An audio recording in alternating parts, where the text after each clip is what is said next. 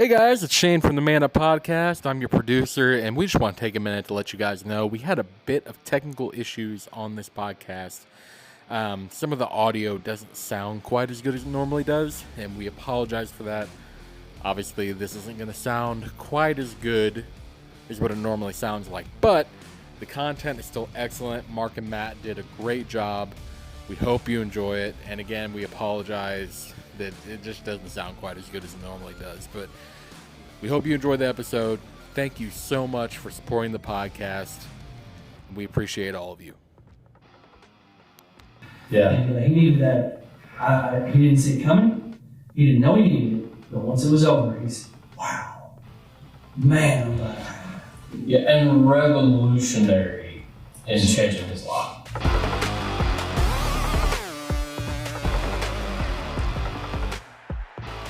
Welcome to Man Up Podcast. I'm Mark Mohler, joined today by Matt Haney. If you're a long-time listener to the podcast, you're going to notice that we're missing someone who has been here every single time, Mr. Terry Waltney, who's on vacation and is either graciously or less than intelligently giving us the reins here. So we're going to hope for the best. Yeah, we're going to hope for the best.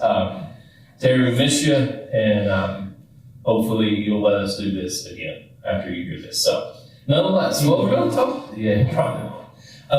We're going to talk this week about the weekend that you don't know you need yet. Vegas? Not Vegas. No. So we're going to talk about the weekend. So let me ask you something, Matt. Have you ever gotten something that you needed, but you didn't know you needed? Man, I sound just like a game show host right now. I think we might play with you. I've ever gotten something I needed, but I didn't know I needed it. But you did not. Until you got it. Probably an unorthodox answer, but the first thing that comes to mind is, I knock on the door with a search warrant being served. Okay. To be honest with you. Yeah, well, yeah, so that I was thinking more like I know what you're thinking. a Christmas gift that you open up like your grandma gave you. Oh, thanks, Grandma. No, Did she you was get talking home? underwear and socks. Which you need. I need. Yeah, but you knew you needed those at a time. No, seriously, that was the Lord stepping in a way in my life, and He completely changed the trajectory of my life that night. And that officer did not know that he was working for the Lord, but he was. Yeah. And but I mean, to answer your questions, yeah, I mean, when I think about that. Now, what we're talking about today is not that extreme. Obviously. Yeah, I was going to say normally on a podcast you start light and then you get deep, but we're going to dive in apparently here. So yeah, so tell me then just a little bit. What did that experience do for you? So I know your story. You and I have been friends for a long time. I know your story. You know my story. Listeners may not know everything. We don't feel like we have to get too deep into it, but you got a knock on the door from the police, and you opened it up, and there stood an officer who was going to take you on a little trip. And what did that do? What did that do for you, long term as an individual? Well, real quick, the rest of the story is on a previous podcast. So, Sure. Gosh, I can't remember the name of the podcast, but it'll have my name in the thing. So you can go back and hear those stories. Yeah, and we can put a link on show notes to do that. Yeah, sure. Shane, I mean, can we do that? we can do that. We can't do that. I don't know. Does Shane ever get a head nod? Does Shane ever get recognized? I talk about him every time I'm on here.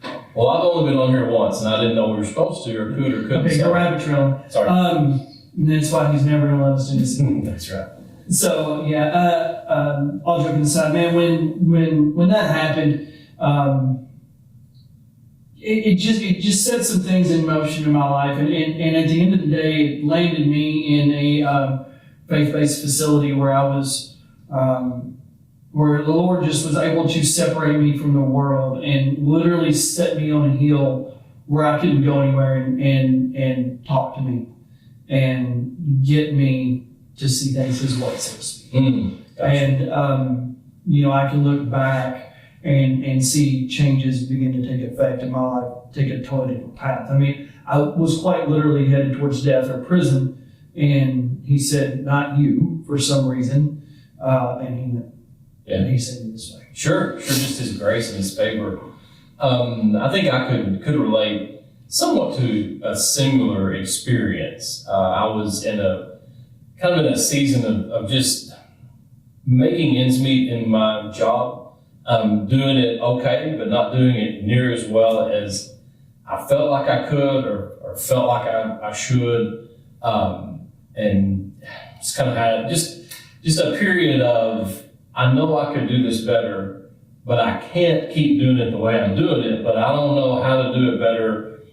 And that all got straightened out, and I thought, at that moment, the answer to all my questions and the answer to all my pain was, well, if I could just do my job better, then everything else would be okay. What happened was I got, from that point, in the course of a few months, really unlocked some doors that led to some pretty significant success in my job and what I was doing, which alleviated one struggle but opened up a whole different struggle, because at that point in time, I felt like, man, if I can just get my job right, everything else is going to be okay. Well, there were about 4 other things that I needed to deal with that I couldn't deal with until I dealt with the job part. Now, the job part's set, and we're good. I'm succeeding at my job. I'm doing what I need to do as an employee, as a husband, as a dad. I'm providing for my family. I'm doing it in a way where I'm enjoying it. But yet, there was still an emptiness there. And what I realized was that emptiness was I was trying to place all of my fulfillment in that job. And I thought, well, if I can get this job straight, then everything else is going to be okay. Well, I was still not fulfilled. Yeah, my job was better. I was being more successful, being more profitable, yet I was still just as unfulfilled. And what the Lord did through that year now, at this point, probably process, was He helped me realize that a job is a job. A job is something that you do to provide for your family. Obviously, there's more to it than that, but just simply, ultimately for me, the job was to provide for my family, and He had a whole nother purpose for my life that I wasn't even living out. Once I got my job settled, then I could really step into a deeper purpose of sharing the gospel, a deeper purpose of a teaching ministry, and all of that opened up. So again, I didn't know that I needed all of that to happen in my heart. I thought all I needed to do was just get better at my job, and then thought, I circled it around. And I was like, where's the gift? Yeah, there it is. There it is. I circled it around. I thought all I needed to do was get my job straight, but what I really needed to do was learn that I had gifts and abilities that He wanted me to use. But I had to get the job thing out of the way so I could clearly see what He really wanted to do. Sure. So it was like several things that I didn't know I needed until I got them. And now I'm able to even pass that on to other men. So, all right. So that's what we're going to talk about this week is a weekend with Man Up, a weekend that you don't know you need yet. Now, some of our listeners, some of you may be sitting there listening to this and you've been to a Man Up event, you've been to our adventure camp, you know you need it. You needed it last year. You need it again this year. Some of you have already signed up to be part of our event in October. Some of you are listening to this because someone has recommended this podcast to you. So that's what we're talking about this week, is not just, hey, come to our event, but helping you realize that God probably is aligning some things to allow you to be there. And that's what God does. I think if you look at the scripture, you see that God moves unexpectedly, beginning from the beginning. So as we read the Bible today, we realize that we're reading it from a completed version. In other words, when I start reading the story of Genesis at Genesis 1:1, I know what's about to happen. I know what's going to happen in Genesis 3. I know what's going to happen in Genesis 12. I know all that, right? So if you experience that, like I've started reading, so I'm asking you this, Matt. Have you ever experienced that reading the scripture? Like I know the end of the story. I get to talk. You do? Oh, okay. Yeah. But I mean, no, not at first. I mean, now I do. Okay. But myself, like probably some of our listeners, maybe you never read it. So we do kind of know what's coming in theory. And I would say today, yeah. I mean, if I start in a chapter or a book, I gotta know where that's going.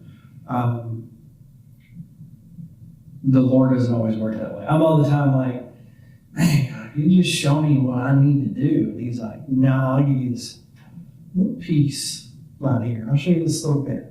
Yeah. And my phone's ringing. It's driving Mark. It is driving me. Please, if you're calling Matt right now, please hang up. It's recorded, Mark. I know, just in case. Yes, I understand what you're saying. And yeah, I mean today, but the people, the people that are in the Bible, that the stories are written about, they did not know the ending. They did not know Yeah. where they were going. And reading ahead in some of your notes, I mean, probably. In my opinion, one of the best examples of, basically the weekend, 3 days, needed is Paul. And, company man, blindly. He didn't know he needed that. Yeah. And it was basically a weekend. Yeah. And he needed that. He didn't see it coming. He didn't know he needed it. But once it was over, he said, wow, man, I'm glad I had that. Yeah, and revolutionary in changing his life. So if you're not familiar with that story, Paul, at this point in time, his life was Saul. And he was a Pharisee who was a Jewish religious leader. He lived during the time of Christ, but he comes into play in Scripture after Jesus is crucified, after Jesus is resurrected, and just incidentally, to give away the surprise ending of the entire Scripture, in the end, Jesus wins and sets all things right. But in the meantime, we have recorded in the book of Acts where Saul is on the road to Damascus with letters in hand. So this is key. With letters in hand, giving him permission to do to Christians whatever, like a carte blanche, you get to do whatever you want to stamp these rebels and revolutionaries out. So just to paint the full picture, what would you have done? Awesome. I mean, I think we Paul talks about how he was, a murderer.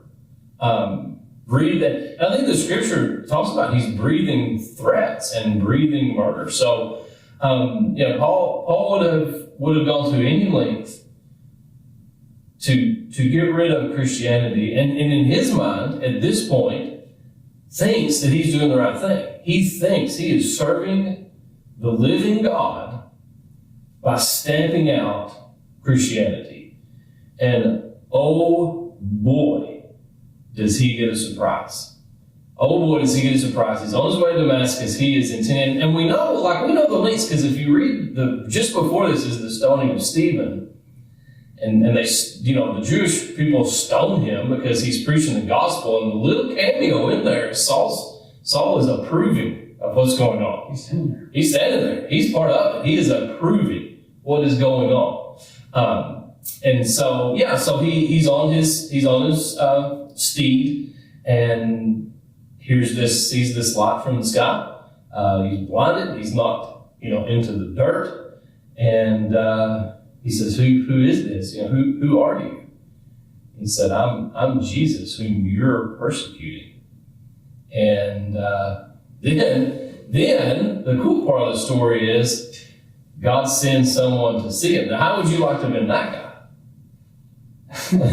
I had this conversation just the other day, and can you imagine? Like, God, do you know who this guy is? I said, wait a minute, you want me to I need to take a bodyguard? Yeah, sure. I'm going to see. And that guy, I said, I need you to go see this. So that guy was showing a little bit of what he needed to do. And a small part in the Bible, but what a huge part, even in our lives today, that guy played just by being obedient. Yeah, and I think that's the larger moral of this story, about what you need, you don't know you need.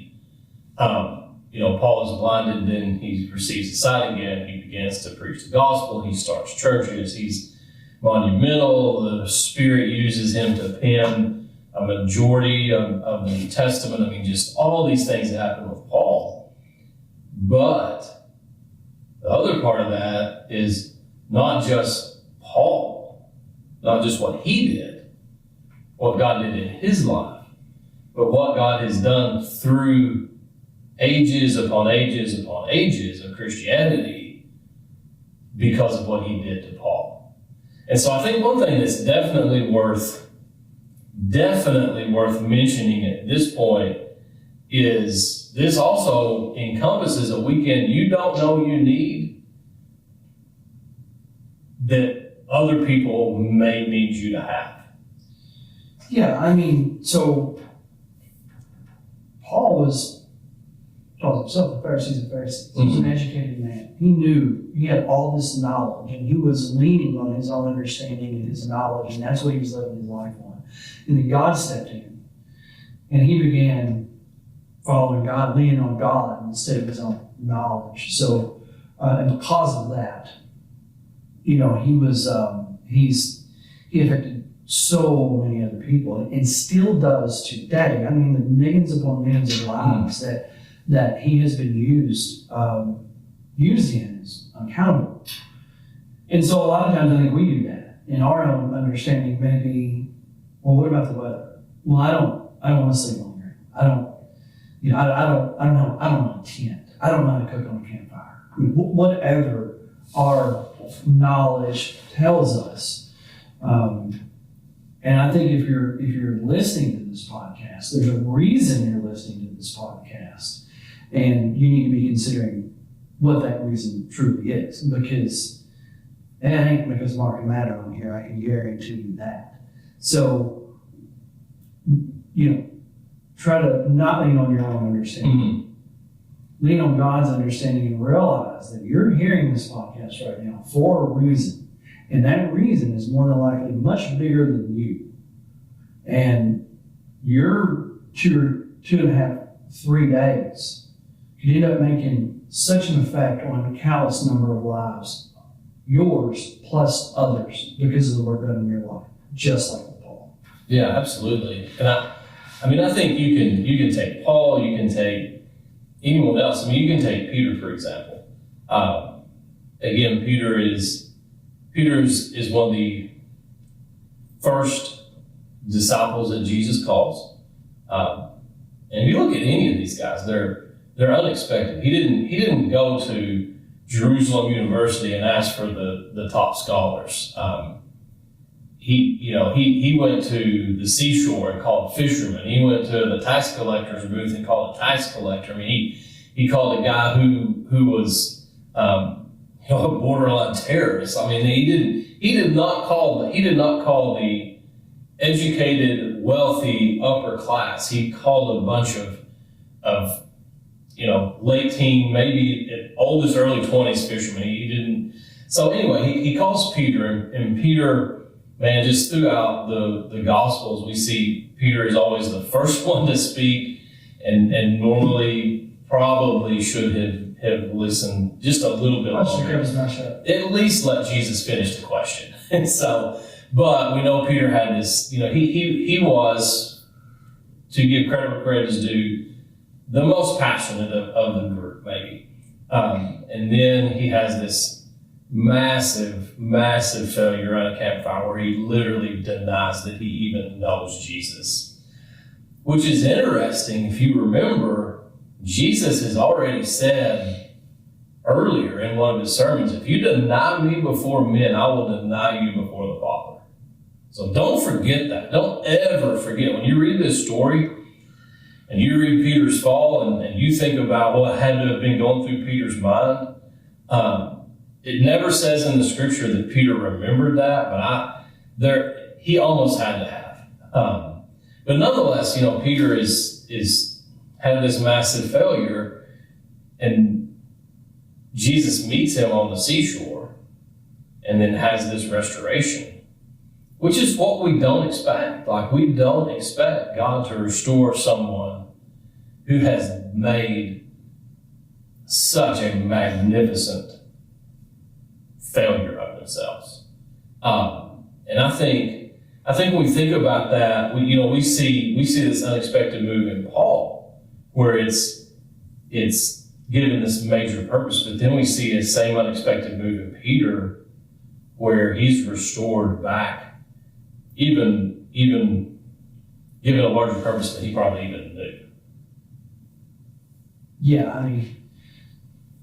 And so Christ says, you deny me. Well, first he's having a conversation with Peter, and Peter gives the right answer, and he says, you didn't give me that answer. Father. Don't forget about that. Give it to me. If you deny me before the people, I'll deny you before the Father. By the way, Peter, you're going to deny me. He says, no way. And you are. And you're going to do it 3 times. You're going to do it before the sun rises, basically. And then he says later on, but I love you. You're going to do great things for me.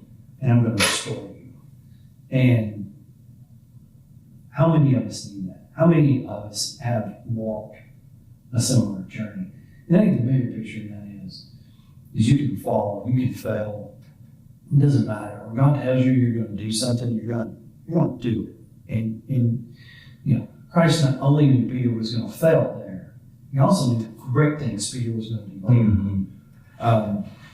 Through, and even after Christ was gone, Peter fought some, different things, different situations. Yep. So he was still very much human. So that's a great story of restoration, of failure, but of a bigger purpose. Again, Peter's purpose was so much bigger than him, and he didn't realize that at the time. You read the Gospels, just like we touched on a while ago, most people, they were just living life. But they were living life in a way, they were doing everything they could to follow the Lord and to honor Him, most of them, and to honor Him. At least at some point there was a transformation when they made that route. I don't think a single one of those people in the Bible thought that thousands and thousands and thousands of years later. You go back to the Old Testament, thousands of years later, we would be reading about them and studying them and learning from them. And God would still be using those people to affect our lives. And imagine what He can do in your life in 3 days. Was it 2.5? 2.5. About 2.5 days. That's how much you can do in your life. So. That and the positive effects you can have on others. Yeah. So I think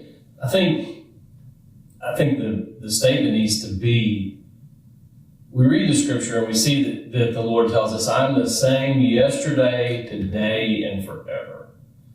So we read the scripture and we see the pattern of God. He's still restoring people. He's still restoring people. He's still doing unexpected things. So share just a minute. Share just a minute of you've had a camp experience. I've had a camp experience. One thing that you saw God do that was like in your camp experience, that you say, wow, that is not what I expected. That is not what I expected. I didn't expect that to happen, but man, it's made a huge impact on me. I truly believe for me it was, you go to church every Sunday, most of us. That we go to church, you stand up, put your hands behind your back, and you sing. Some people get really bold and they raise their hands. Most, we just stand there and we sing.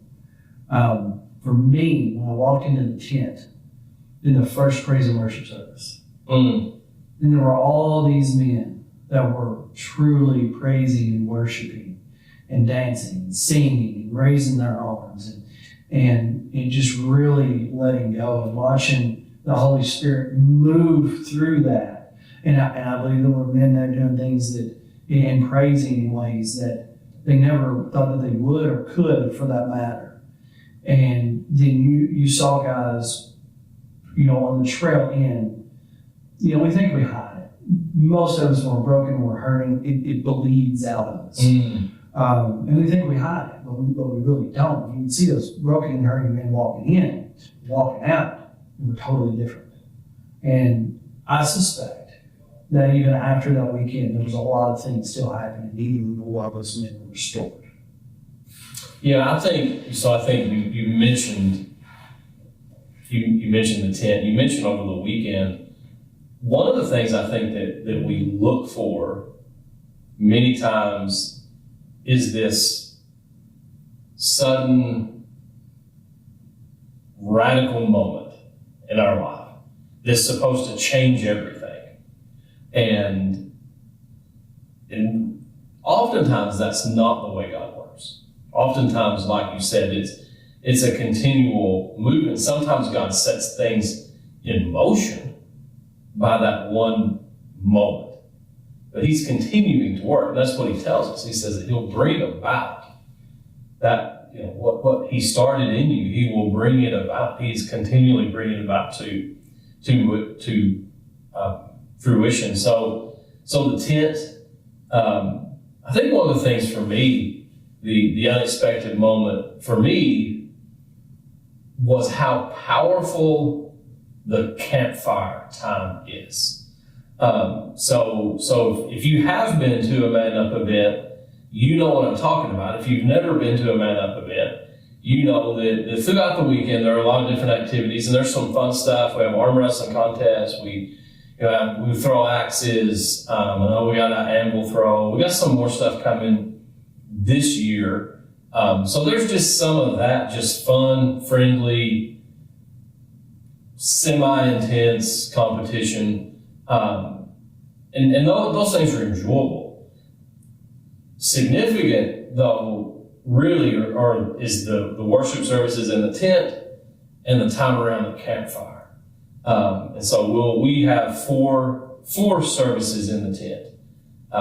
Each one is just a worship service. We have music, we have times of testimony. Someone brings a sermon, and then we have campfire times. And what I like to say is that God speaks in the tent, but God moves at the campfire. And for me coming from someone who is pretty accustomed to being in front of groups of people preaching the word, I was unexpected about how impactful the campfire time was going to be.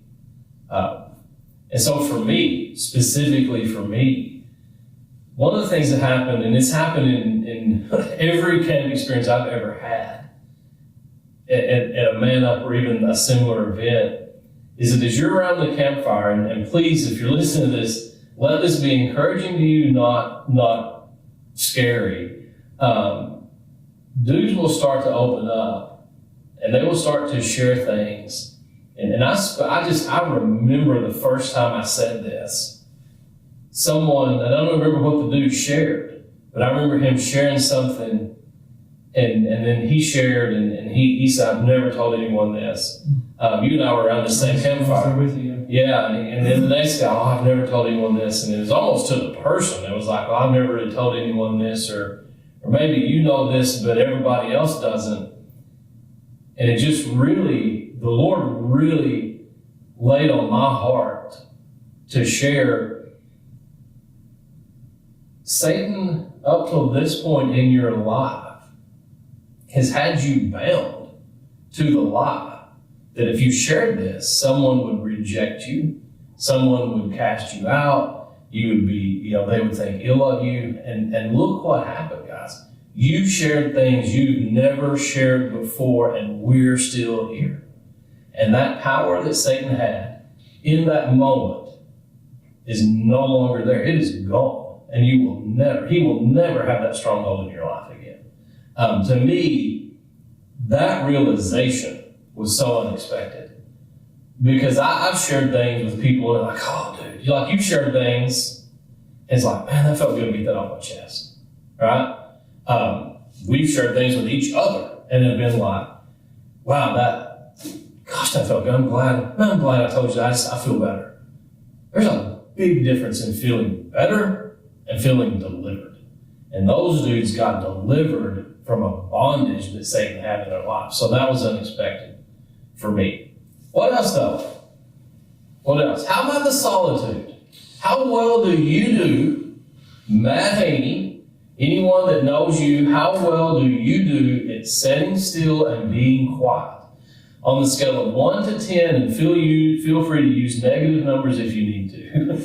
How well do you do at sitting still and being quiet? I'm pretty good at being quiet. How well do you do? But not standing still. I can't stand still. I mean, I watch, if I'm watching a sporting event, I'm usually standing in the middle of the living room.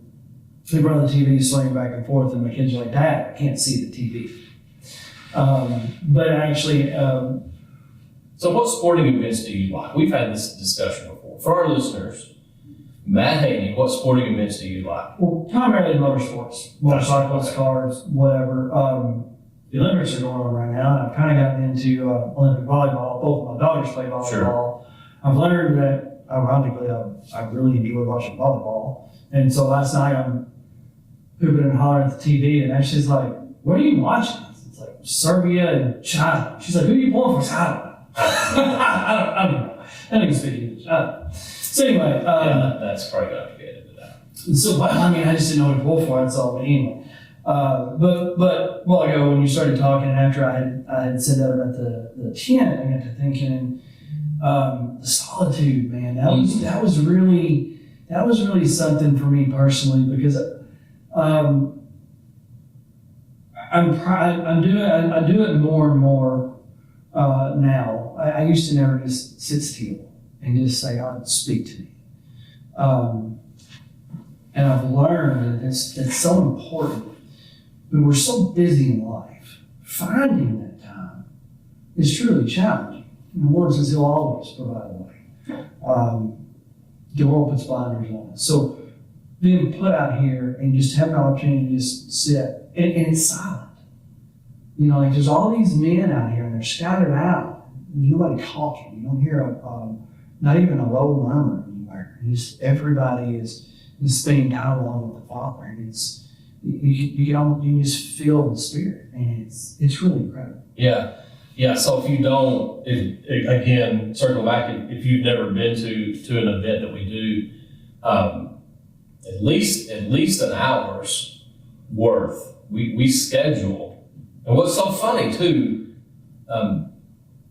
this is what so many of the men said was the most impactful for them. Mm-hmm. But we schedule a time where you go into a secluded, we're right on the edge of Shawnee National Forest, so guys will hike out. Some guys walked 100 meters into the woods. Some guys I know, our buddy Shane, who's off camera here, running the sound in the video, like he hiked a long way away.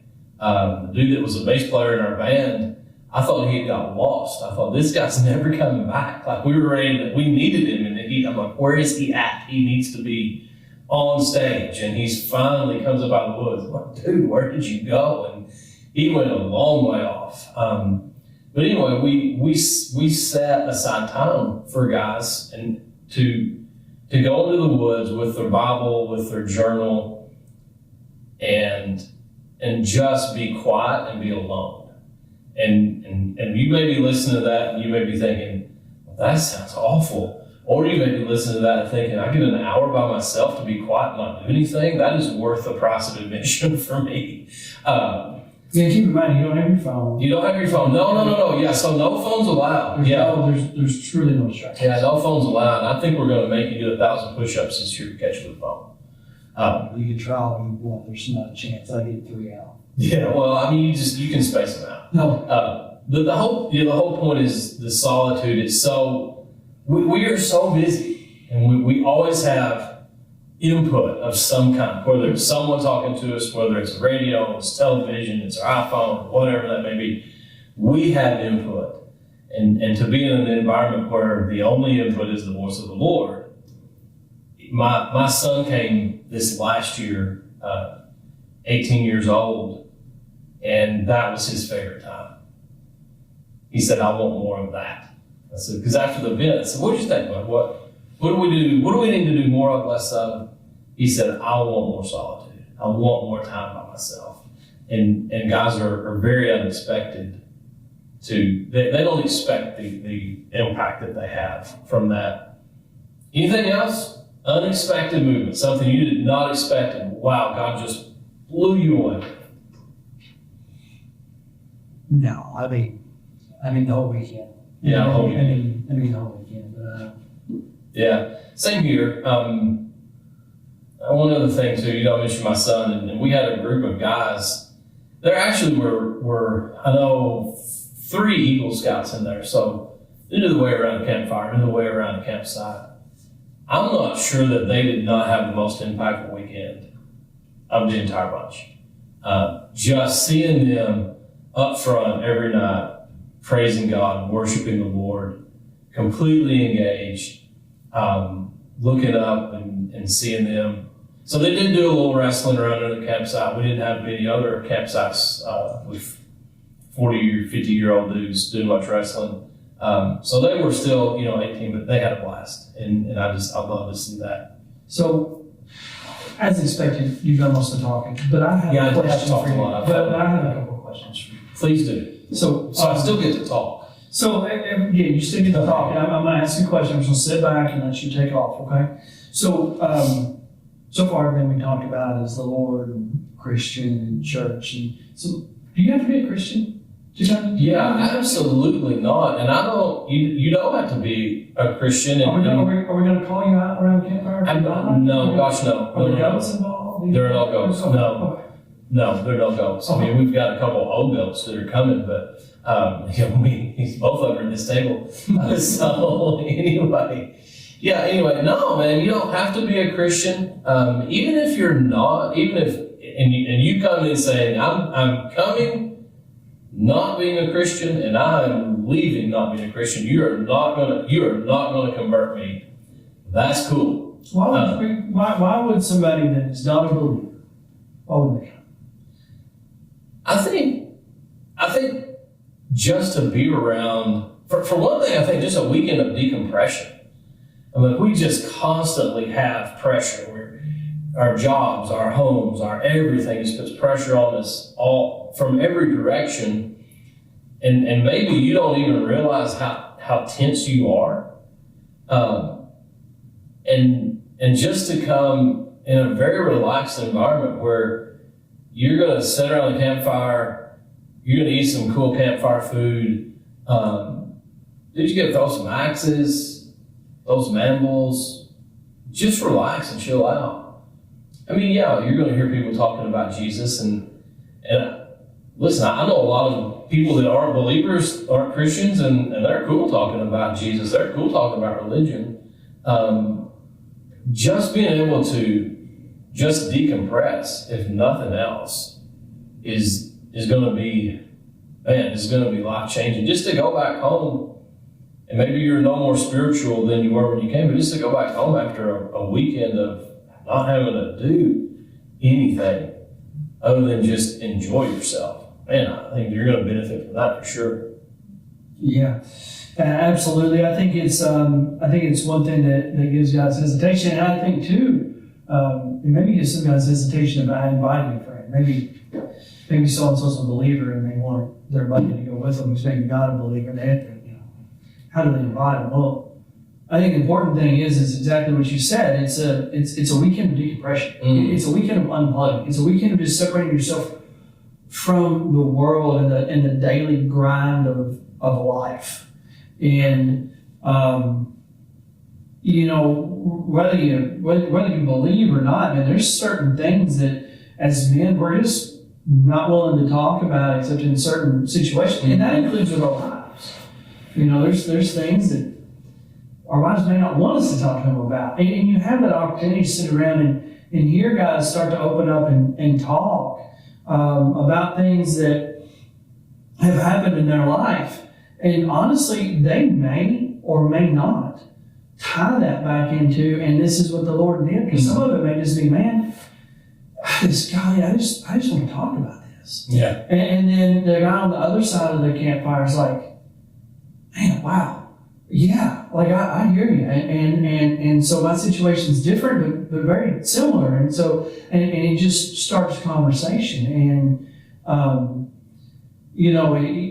the flip side is, man, there's a lot of guys that get a lot out of it just by sitting there and listening, and hearing whatever, and it gives them something to ponder and meditate on, and then.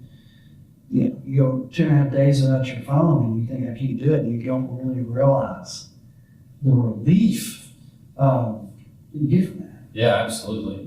So you said 2 questions. You said a couple of questions. Well, the one was, do you have to be a believer? Yeah. And the second was, if you're not, are we going to in any way, shape, form, or fashion call you up? Yeah, no, and I think that's... We're not making them wear the pink shirts this year, right? Yeah, no. No pink shirts this year. No, and we never did. Yeah, and I think you're. So I'll tell you a story. This actually happened to my aunt. She's passed away a few years ago, and she had come to spend the weekend with us. Our kids were younger at this point in time. She come and spend the weekend with us. Sean and I were going somewhere on a little trip. I can't remember, but then Alyssa came back, and we're coming back on Sunday. I said, "Hey, why don't you go to church with us?" And she's like, "I don't want to go to church." I said, "Well, I know you don't go to church." I said, "But this is important to us as a family. We just want you to go with us." And she kind of pushed back a little bit, and I could tell she was feeling, I don't know if she didn't go to church, and I said, "Well, what?" It's okay. Like, I'm not going to. She said, "Mark," I just need to tell you something." I said, "Okay, well, sure." She said, "I remember when I was a little girl, she said, I don't have anything to wear." I said, "Well, you can wear what, our church is very laid back. You just wear jeans, shirt, whatever, And she said, "I need to tell you." She said, "When I was a little girl," she said, "we were going to this little church," and she said, "I wore a pair of jeans to church one time because it was really, really cold. And there was a lady in the church who came up to me and asked me how I dare wear jeans in church." And she said, "I've never been so embarrassed." She said, she was probably 12 years old.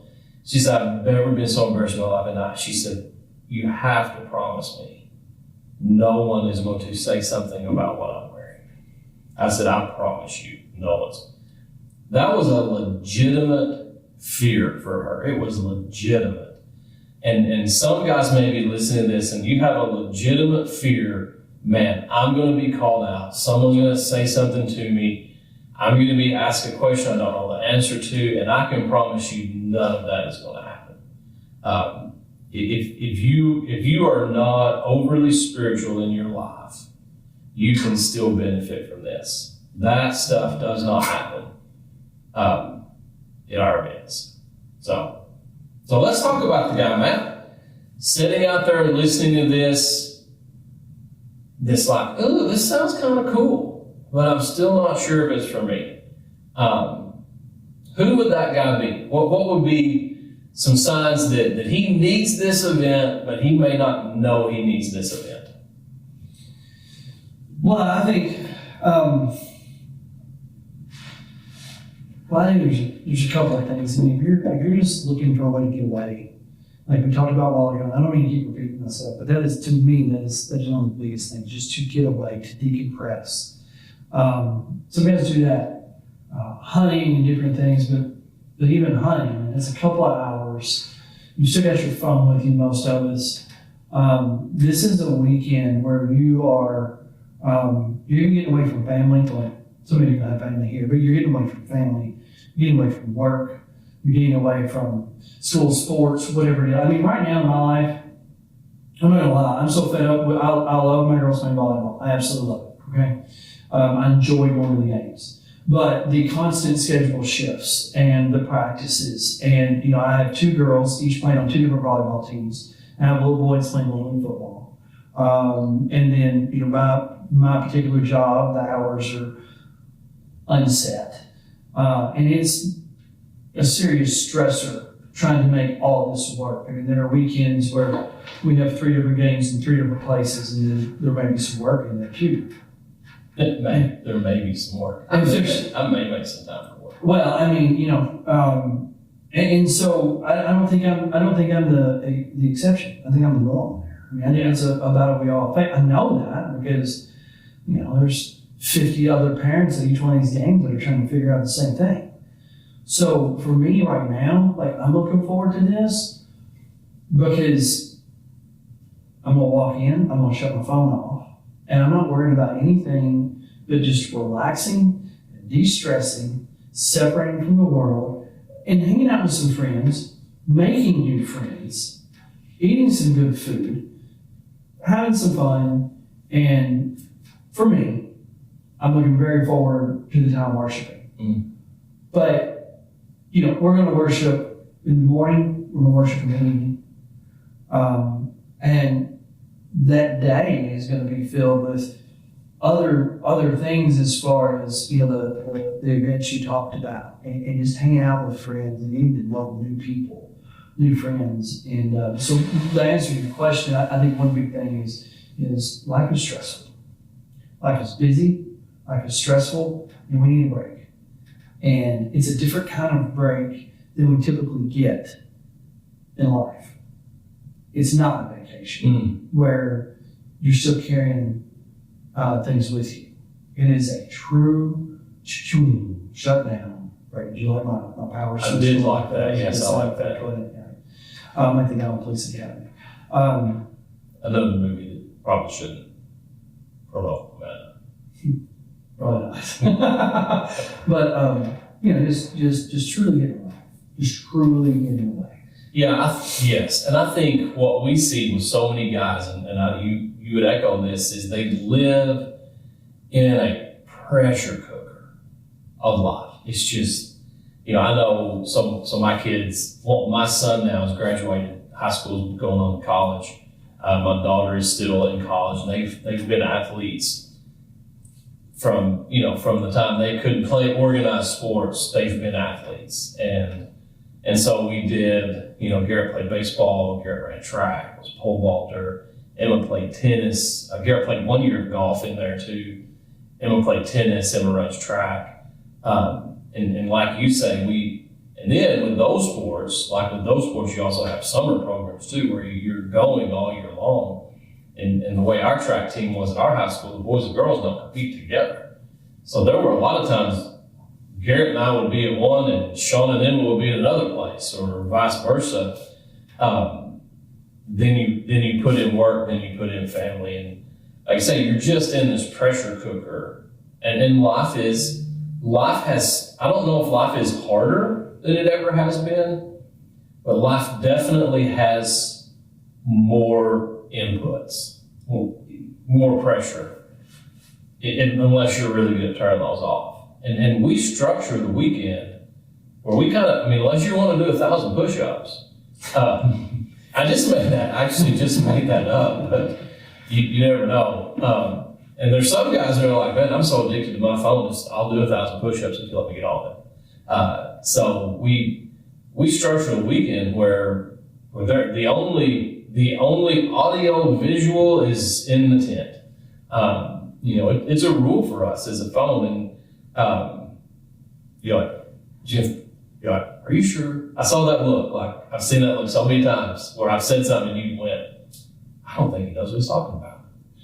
I just didn't put together what you were talking about. I'm sure. Thank you. Thank you for giving me that break too, so I can take a breath. Yeah. But yeah, so we structure that weekend to let you release as much of that pressure as you can, and not add to it by having to have your phone in your hand. And we harp on that. We harp on the phones, but how many people have you walked into at Walmart because they were looking on their phone?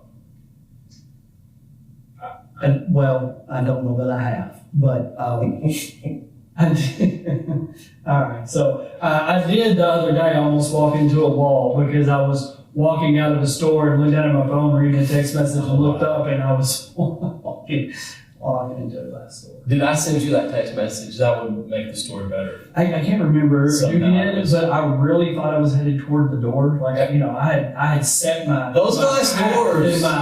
trajectory. But when I got there, it was not a door; it was just a glass. Was it Rule King? Was it Rule King where you think one door's going to open and then suddenly the other door opens, but you're committed to the one you thought was going to open, and then don't look at me like you've never done that. Don't look at me like I'm the only one that's done that. I think you're the only one that's not true. That's not true. That's not true. If you're listening, just gotta read. If you're listening and you've ever been to Rule King and thought that one side of the glass was going to open and the other one did, please write in and remind us that I'm not the only one that's done that. You hear that? Wait, listen. That's nobody typing. Yeah, they're going to be typing when they hear. So how about the dude that this life is just boring? Like we've talked about the guy that's. We can hear Shane. Shane, by the way, is still behind me, cracking up at the thought of me trying to go in the wrong door to Rule King. And I don't know about the fact that having a Rule King makes it better, but it just does. My apologies to anyone who's listening that's involved in Tractor Supply. But nonetheless, how about the dude that we talked about, the guy that's in the pressure cooker? I'm trying to pull this out of the ditch here, and you're not helping me. The guy that's got the pressure cooker life. What about the dude that's just his life is just a boring routine? Know anybody like that? I'm not. You're not. Clearly, you're over busy and overextended and not sleeping enough. But what about the guy that's just like, man, that's like the same day every day, and I'm just bored with life. What about that dude?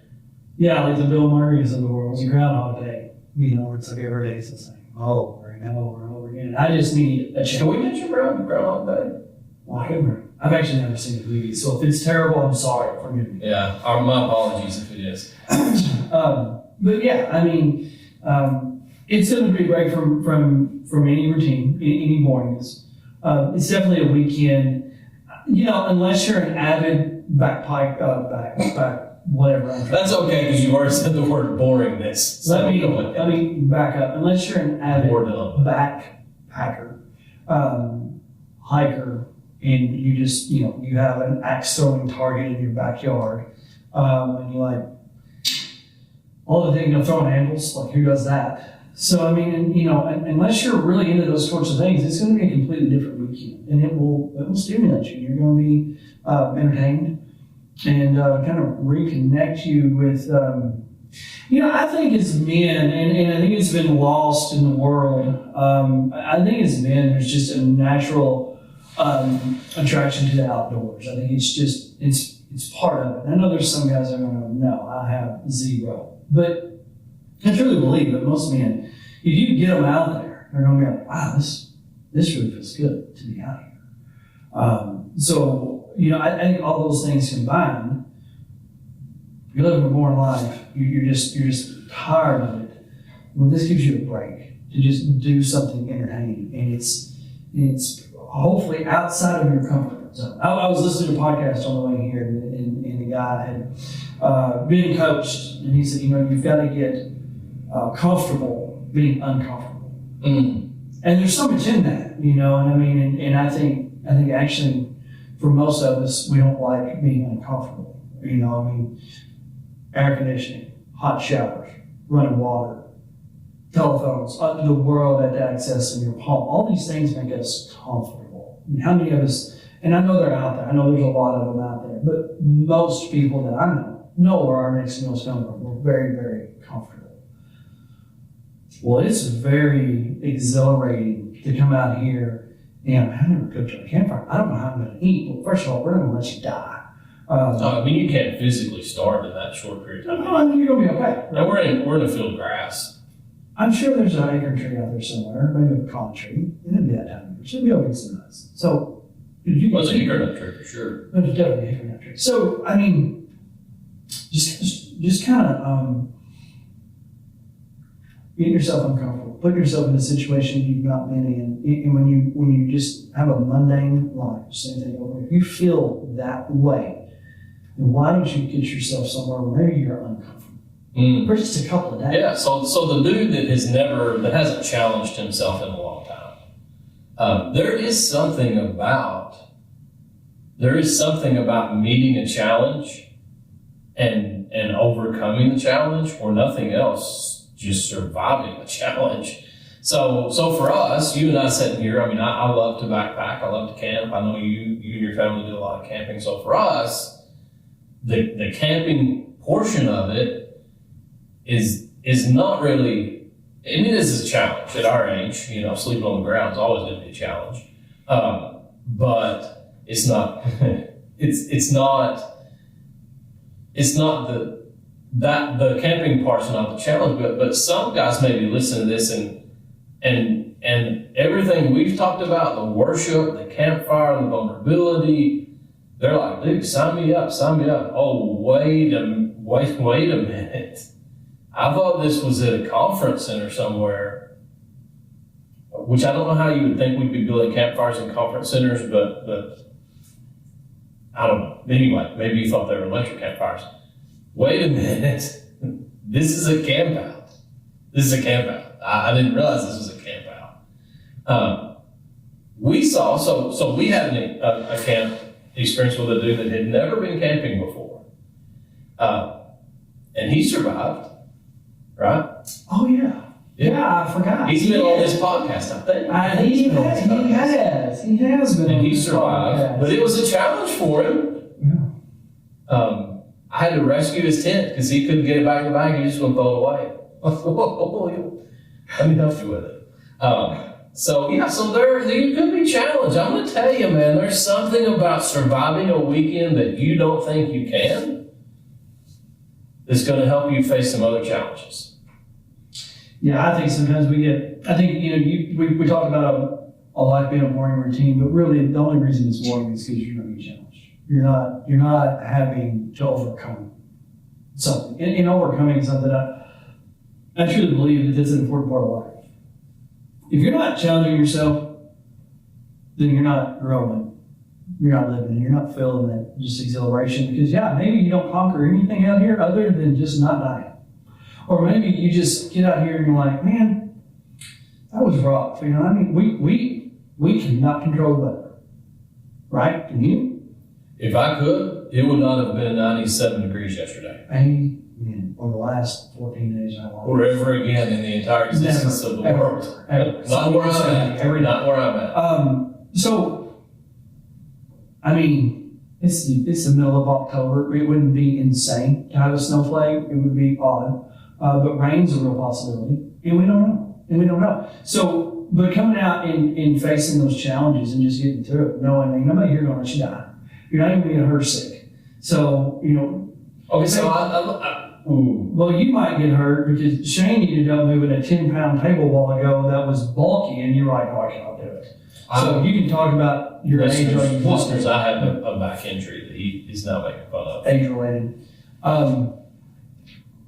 But I mean, to your point, I feel like we're running circles here, but to your point, just overcoming those challenges is very important. Absolutely, yeah. And it'll give you a new sense of self-worth. Like, man, I did that. If I did that, I can do this. Absolutely. If I did that, I can do this. Absolutely. And I think, so a couple of other ones I think are definitely worth mentioning here. The dude that, man, I don't know, I didn't know I need this until you mentioned this. And first of all, what about the guy that's on a spiritual journey, but he's disoriented? I know at your age, you can relate to getting disoriented. I'm proud of this, Matt. We've lasted a long time before we started making fun of each other, and I think Terry should commend us for that when he listens to this. But what about the guy that's on the spiritual journey and is disoriented? Well, it's kind of like this weekend could be a compass to get you back on track, to help. And I don't think that's because of any person here. I truly believe, we started off this podcast with me saying that totally different situation, but the Lord took me out of the world and set me over here and was able to deal with some things. Well, this weekend could be that for that person. That you don't have anything to do with any person here, but just taking the opportunity that the Lord has put before the person on the spiritual journey that maybe is a little disoriented, just taking that opportunity the Lord's given you and letting Him set you out here, away from the world, and let Him talk to you. Maybe that's in solitude. Maybe that's just around the campfire listening to guys. The Lord speaks through guys that don't even know they're speaking through them. You know what I mean? And that may be for you. So if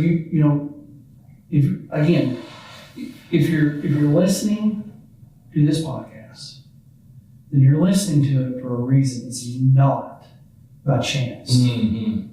The Lord has put this in your ear for some reason. And if you're the person on the spiritual journey that maybe doesn't know the next turn to make, maybe this camp will give the Lord the opportunity to give you that direction. Yeah. I think too, like you said, doesn't mean you're lost. And I think a lot of times our disorientation is that feeling of, I know there's something else, but I don't know what that else is, and I don't know how to find it. And for a lot of guys, that thing is community. So I think maybe the last thing to mention, maybe one of the most prevalent, is the men that are isolated or insulated.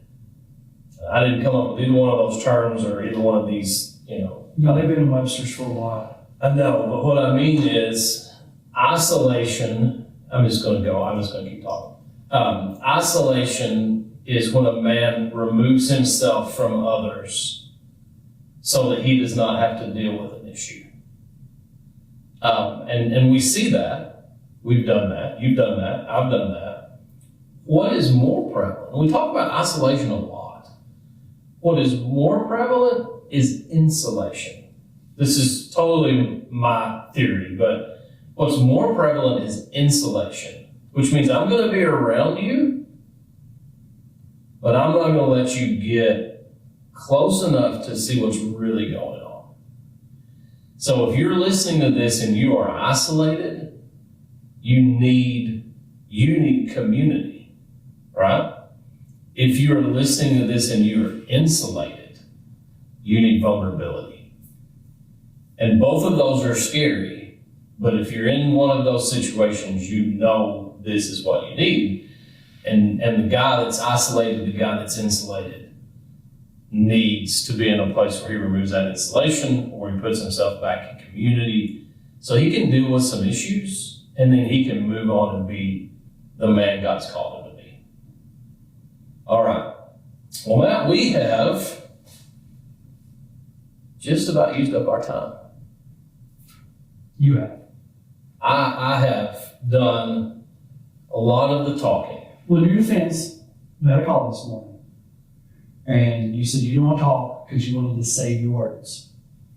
And I think you've used them all now. Yeah, I think so. I'm going to have to just write on paper and pass notes to people the rest of the day. All right. Oh, we can only be so lucky.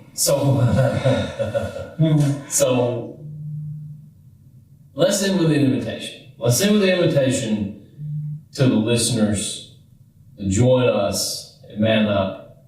Go to our website, Man Up Camp. Thank you. My mind just went blank. I thought it would be on your hat or just somehow appear. You're running out of words. I'm running out of words. Why don't you tell people where they can find us? I apparently am out of words. I don't know. Shane, tell me if I'm wrong. It's manupadventurecamp.com. Manupadventure.com. Manupadventure.com. Hopefully they'll edit this out. So let's start this over. Check it out. There's an FAQ on there. And then you can reach out and sign up through there. Yeah. We'll put a link in the show notes. Put the dates in the show notes so that you guys can see all those. And it's going to be good. Now we're going to have some, you're going to cook most your meals, but we're going to provide you with one. Yeah, we got one. We got one I coming. think it's going to be a decent meal.